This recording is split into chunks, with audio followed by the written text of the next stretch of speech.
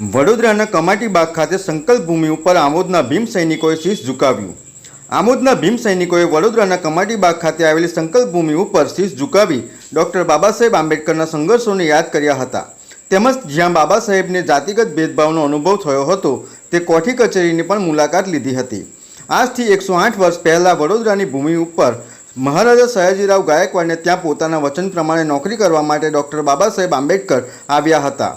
વડોદરાની કોઠી કચેરી ખાતે તેઓ પ્રોબેશનર એકાઉન્ટ જનરલ ઇન ઓફિસના પદ ઉપર આવ્યા હતા, જ્યાં તેઓ સાથે ભેદભાવભર્યું વર્તન કરવામાં આવ્યું હતું, જેથી તેમણે વિચાર્યું કે હું શિક્ષિત હોવા છતાં મારી સાથે આવું ભેદભાવભર્યું વર્તન કરવામાં આવે છે તો ભારતમાં રહેતા કરોડો લોકો સાથે ધર્મ અને જાતિના નામ ઉપર કેવો વ્યવહાર કરવામાં આવતો હશે, અને તુરંત નોકરી છોડી મુંબઈ પરત જવાનું નક્કી કર્યું।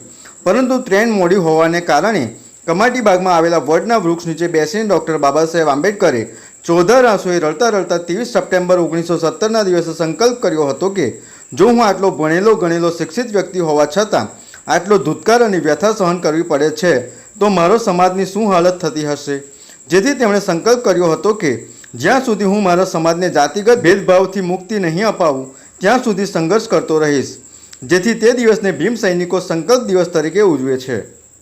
આજરોજ 23 સપ્ટેમ્બર બાબા સાહેબ આંબેડકરના સંકલ્પ દિવસ નિમિત્તે અમે પવિત્ર રાષ્ટ્રીય સંકલ્પ ભૂમિ વડોદરા ખાતે આવીને શીશ ઝુકાવ્યું છે। VMP news, think positive.